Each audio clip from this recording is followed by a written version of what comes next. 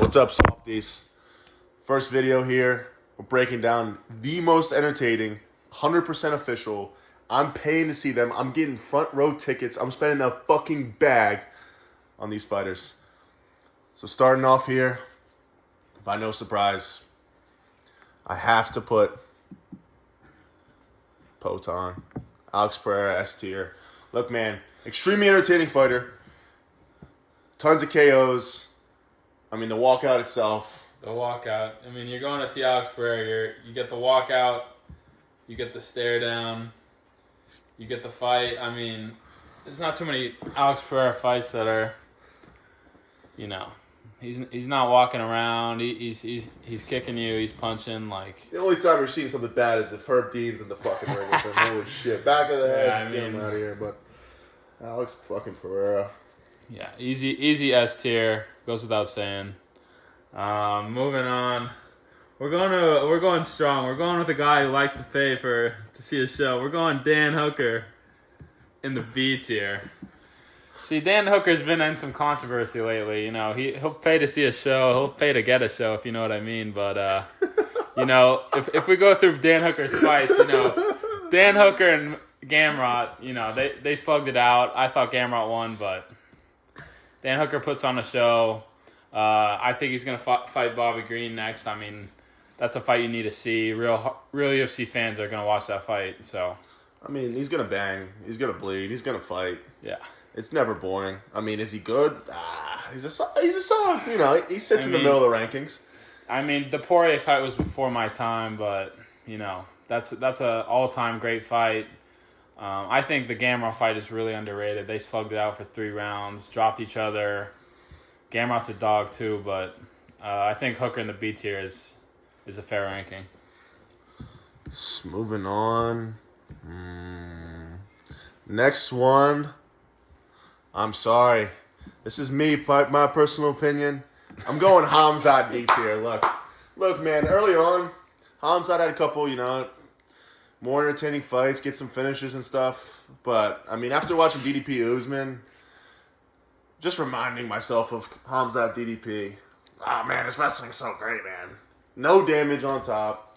Just nothing. And even the Sean Strickland fight, yeah, it was competitive. But, am I dropping a ban for a Hamzat Chimaev title fight? No. I'm throwing him in the D tier. And, look, I'm biased with strikers. But it's just, I need a wrestler that's going to get to a finish. Arman's going to do a little bit more work on top. Charles is going to threaten a little bit of maybe some chokes and stuff. Hamzat did not threaten at all in anything in that DDP fight. And I'm a Hamzat hater now. But. And, I mean, you look at the age and the experience, this is prime Hamzat. And, I mean, disregard injuries in the Strickland fight. I think they were both pretty banged up going into that, but this is supposed to be the most entertaining Hamzat we're supposed to be seeing on live TV. He's getting the biggest promotion. He's getting the biggest events. Strickland's a big draw. That was a huge event. That people were making the Conor versus Khabib comparison in terms of the hate factor and the rivalry factor. So the stage was set for him, but a lot of people are left. Even a lot of UFC, really hardcore UFC fans are want more from that. Absolutely. Moving on, we're going with another pick that, this is a controversial guy. We're going with Khalil Roundtree in the B tier.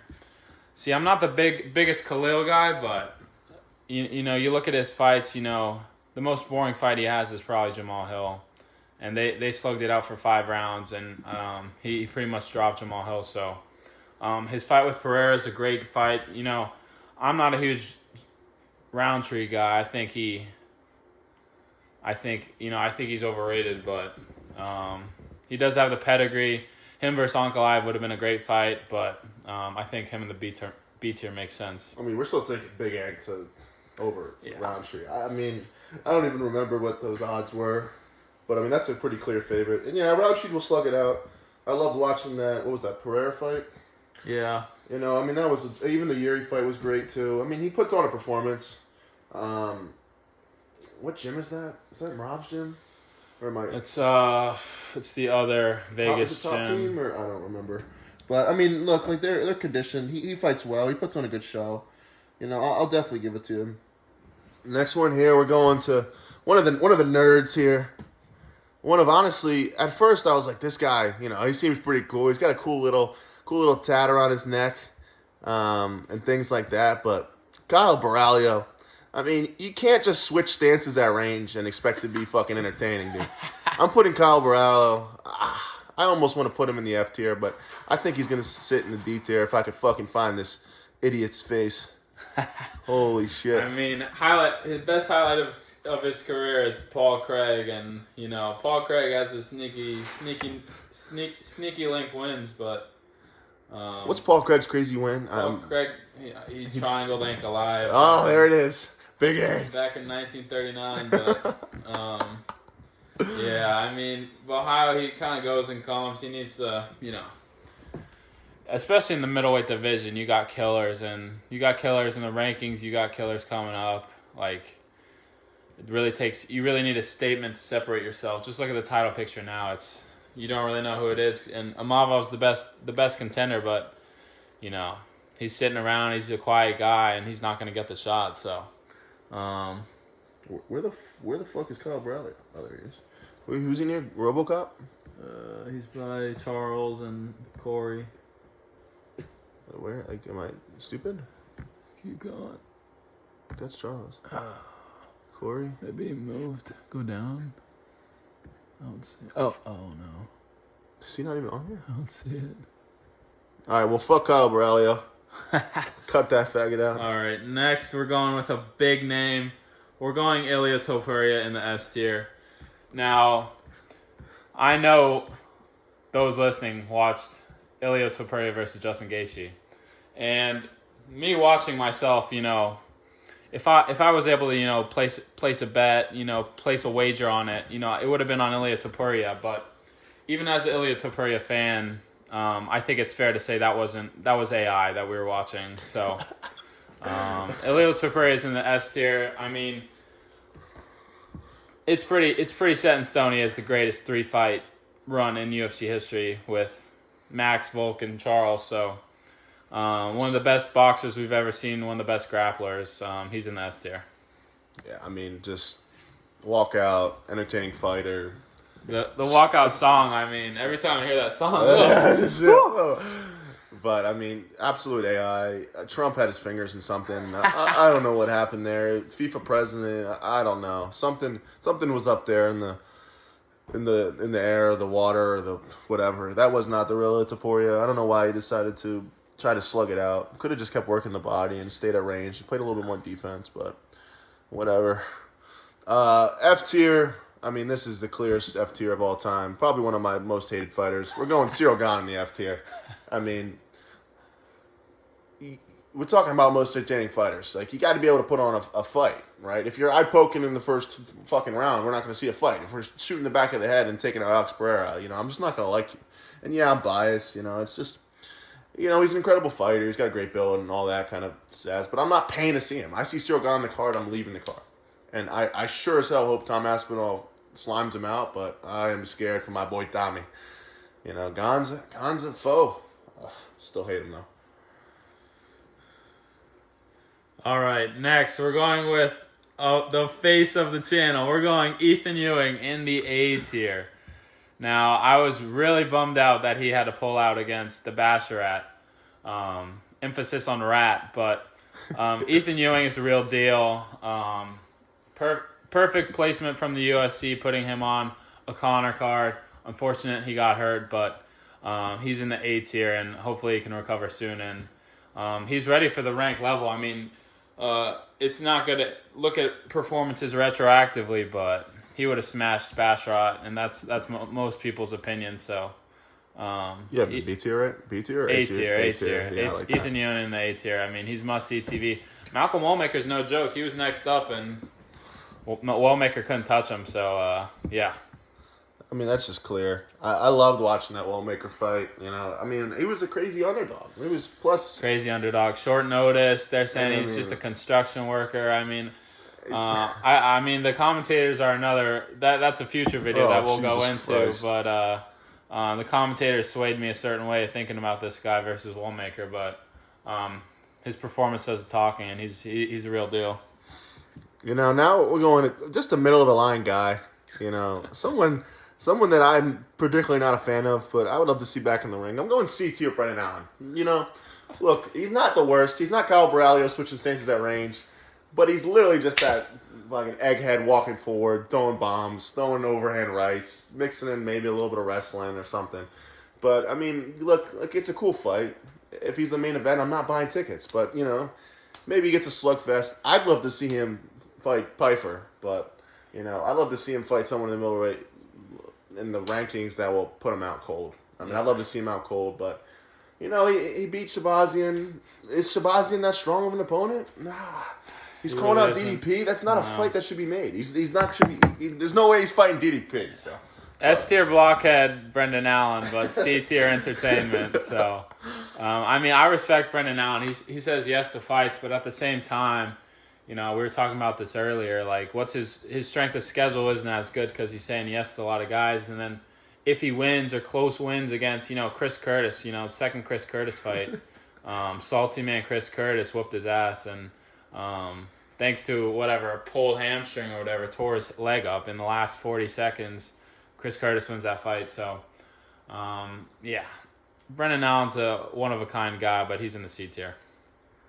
Next, we're going with a very controversial guy. He was mixed up with Alex Pereira quite a few times. We're going with Jamal Hill in the D tier. Jamal Hill. Now, Jamal Hill is quite the character. His Instagram is it's a growing community, and his belly is also growing in size. So Jamal Hill, he's had some good performances in the past. Not too many finishes against notable talent. Johnny Walker back in the day. Who hasn't knocked out Johnny Walker, huh? But lately, Jamal Hill has a lot of excuses and not very many wins. So he's going in the D tier. Future heavyweight champ Jamal Hill. Heavyweight debut champ. I hope he might try to crack the rankings of the Blob at Rage tier list. I mean, holy cow. Not to mention he also cracked his brother in the face and got arrested, but that's for another video. Moving on. I mean, this guy, let's just say, Carlos Prates, thank God you exist, because putting this guy out, I'm going to put him C tier just because, the leg kick, my days, Leon Edwards leg kicked Usman. But, I mean, just no damage output, sits kind of at range, jabs, doesn't have a great finishing power, decent wrestling. It's just not something that I want to watch. I don't know what's next for Leon, honestly. Just don't know. I mean, he got colded bad by Prates. And it's like, he's got to fight down the rankings. What is he, 8th now or something like that? Maybe 8th or 9th. It's tough. And, you give him a grappler and Sean Brady, and, that just exposes his lack of IQ. And then who else are you going to give him to except, the next guys in the rankings? So are you going to give him a layup and, cruise to a win? Or is he going to try and, make his way back up? I don't think Leon's got another run in him, but, it's Leon Edwards still. There's a chance. Next, an enemy of the channel, Corey Sandhagen in the F tier. Now, I've seen Corey Sandhagen live. I got the chance to watch him against Chito Vera in San Antonio. Corey Sandhagen, he's a weird fella. We're not going to speak about his, extracurriculars outside of the UFC, but his fights have just, not much entertainment. I mean, his fight with Merab, the highlight of that fight is Merab knocking him down, which Merab doesn't knock anybody down. So that speaks to his lack of skill and progress. Trevor Whitman's kind of stalled his career. Aljamain smoked him. And then most recently, Mario Bautista, just grinded him and out-physicaled him and honestly out-hearted him. So does Corey Sandhagen have some skill? Yeah, but his heart isn't there, He's an annoying guy to look at. He's an annoying guy to listen to. I don't want him anywhere. I don't want him in a card that I'm going to go watch, I like to see him in the crowd cheering on Kamaru Usman or something. But He's in the F tier. He sucks. Moving on.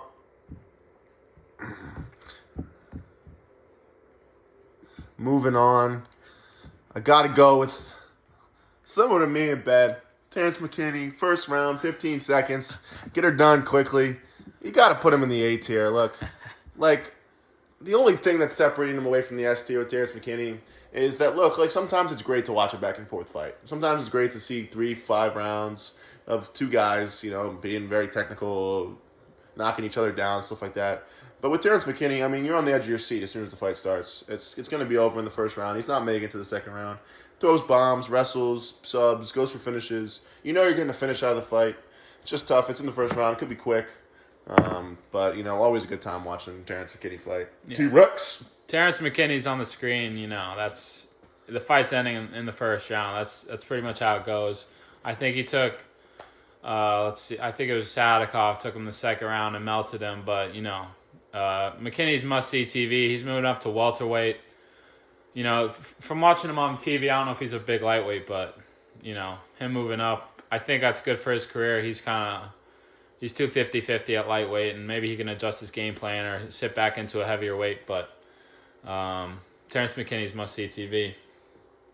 Moving on, we're going Diego Lopez in the S tier. Now, a lot of my friends have mixed opinions about Diego Lopez.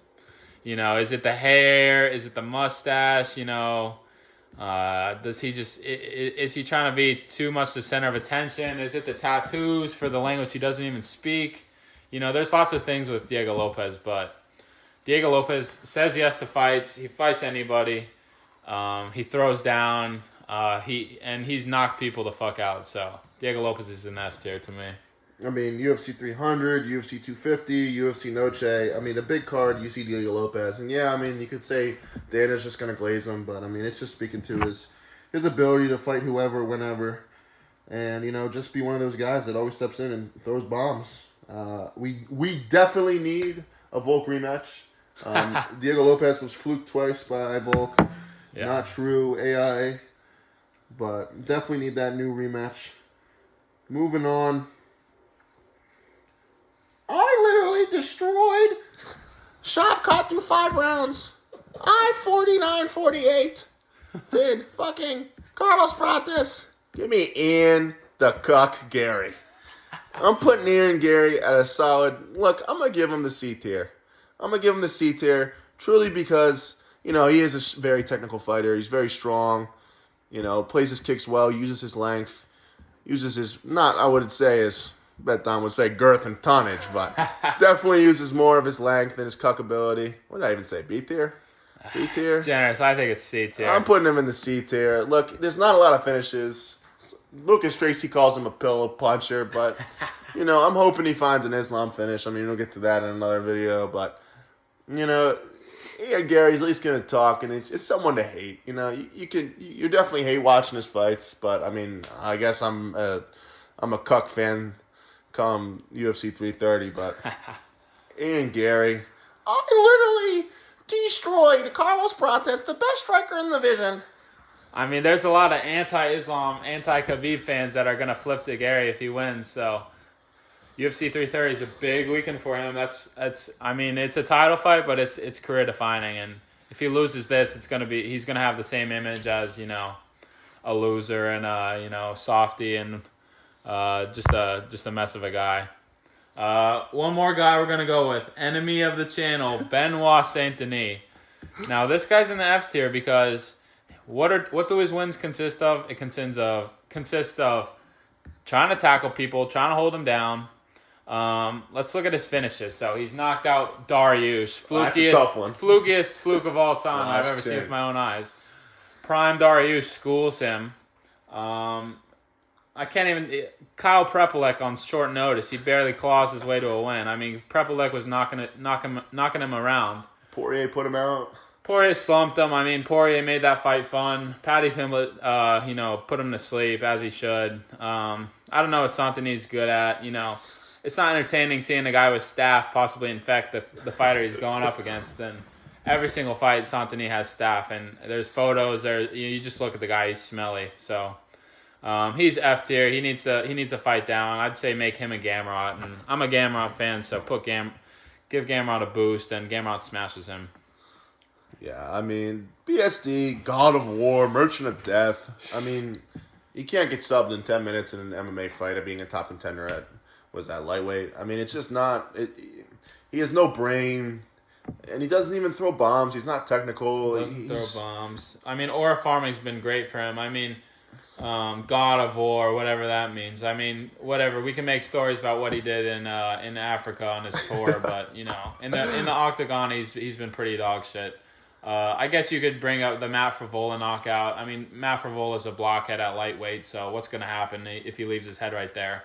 And now everybody knows the game plan. So then he just kicks you and then gasses and then puts his head in a choke. So he just happened to catch Favola on the face. So yeah, clear F tier, enemy of the channel, not appreciated here.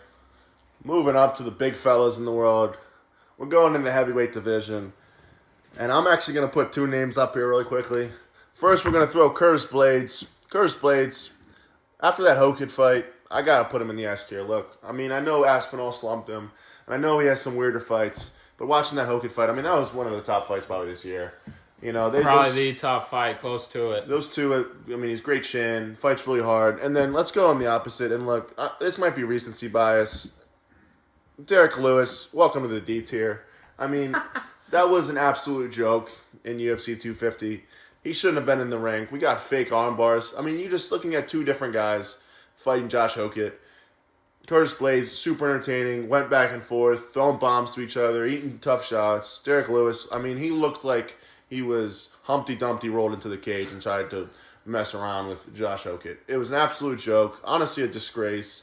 I guess it was interesting because it was a finish, but I really wish there was a better kind of heavyweight matchup. And I know that's Trump's boy, but just not too fun to watch anymore. I mean, he fluked the KO over what was a big tall guy or whatever. Yeah, Teixeira. I mean, Derek Lewis just doesn't want it anymore. He's 42 years old or something. I mean, he's made his money. I don't know what his contract looks like. I think he signed some big one a few fights ago for just because Dana wants to hop on his crotch, but. Yeah, I mean, Derek Lewis is on the downhill. I mean, it's a big name, and the casuals are going to love it, but watching a Derek Lewis fight is just kind of draining at this point. And Hokit's the real deal. It's not like that's an easy fight, but a lot of other guys are doing that to Lewis in the coming years. Moving on, we're going with a recent winner from this past weekend against Kamaru Usman. We're going Drakus in the A tier. Now... Drakus is the goofy goober, the division of goofy goobers, He's doing the reverse takedowns. He's doing the Superman punches, He's making up his new techniques. The fact is, Drakus hits hard. His resume speaks for itself. He's knocked out Whitaker, former champ. Beat up on Strickland twice. A champ. Were those close fights? Was Strickland injured? Probably, yes, for both those questions, but... the score sheet says 2 wins for Drakus against the champ. The loss to Khamzat was bad, but whose fault is that? Drakus couldn't get up, but Khamzat just laid on him, wet blanketed him. So you look at Drakus' career, comeback wins, crazy finishes, knockouts, submissions, and he's getting better. And I mean, in terms of entertainment, you see this guy at the press conference. He's chirping you. He's gaslighting you. He's talking about your mom. He's talking about what your dad did to you. I mean, he's an S tier gaslighter, which is a future video. But you want to see this guy in the interview. You want to see him trash talking, and then the dude hits hard and pushes you to the brink. So Drakus fights are fun, and he's definitely in the A tier. Wrapping it up. Last final and pick. This one was tough for me. I had to go to my English fella. Oh my days, Luke Riley. Luke Riley. I'm putting him at a solid B tier. Look, prospect, one of my favorite fighters, honestly. Just because, I mean, he looks like a regular jogger. He looks like he's going down to the pub to get a pint in England, But wow, I mean, watching him, he had the blob fight with what was that, Aswell or something where he probably should have put him out. It was a little bit too close, but seeing him put out Kai Kamarka recently, Just great to see. And oh my days, just seeing an English fella. You know, I obviously Paddy the Baddy could be thrown on the list here, but that's an obvious S tier guy. Luke Riley, one of my favorites. Would love to see what he does. You know, it's just, I don't know. I honestly don't know. I love him a lot. He's a good prospect, but do I see a future champ in him? Maybe closer. I think Kavanaugh might have a bigger chance to be a future champ. But Yeah. I guess we'll kind of wait and see. I mean, at least someone will be entertaining. Definitely needs a little bit more personality outside of Paddy, but just I would say one of the guys that I'm following and kind of hoping for the best. You know, oh my days, Luke Riley, what a lad. Lad Luke Riley. I mean, 45 is tough, but crisp boxing, and you know he's a little blockhead at 45, and he just swings, and yeah, I mean he's a highlight reel of knockouts, and he's still in his 20s, so yeah, he's got room to grow, and he puts on good fights. Maybe you call him an apex warrior, but put him with Paddy every fight card, and they're gonna make some noise like they just did. So yeah, B-tier makes sense. Yeah, so I mean that's the most entertaining. At least the 20 we picked. Obviously, there's tons of names we left off. Tons of names you could throw in the S tier, F tiers. I mean, you can just see the banner of our YouTube channel is simply the entire F tier. But you know, later on we'll drop our picks for Abu Dhabi. I mean, I don't even know half the guys who were fighting, to be honest. Yeah. I can't even... The pronunciations in that video, I might have AI just tell them for me. Yeah, all I know is Dalby victims fighting some no-face guy on the UFC.com, so it's hard to pick, but... We're going Big Ank by, Yeah. I mean, either brutal decision or... he doesn't KO guys anymore. I mean, he'll throw right, and then a high kick, but... Yeah. No, I mean, does Gustav have a chance to fluke him? I guess we'll talk about that in a later video. Yeah, but there's a chance, but you know, short notice, switching opponents. Gustav's got knocked out before. We're on the Big Ank timeline now that Perez, recovering. So that's a future champ. I mean, and I wouldn't say he's not entertaining. He's pretty entertaining. he's entertaining, and I mean, He's one of the better Dagestani Russians, I'd say. Yeah, I mean, he doesn't even wrestle compared to the rest of them, but. You know, we're on the Big Ank timeline, and Carl Berg, I hope he tears his other ACL. Fuck Carl Berg. Carl Berg needs to kick rocks. He can go touch Kaikar, France, and wherever they live, but they can have their parties out there, him and Dan Hooker. But Carl Berg, I mean, Ankalaev puts a statement. I think Carl Berg's out 6 to 9 more months, and you do an interim fight with Ankalaev and whoever you want, and I think Ankalaev wins, so... But Abu Dhabi predictions coming soon. This is first video, 2 softies, just talking ball, talking shop. More videos to come. See you, boys.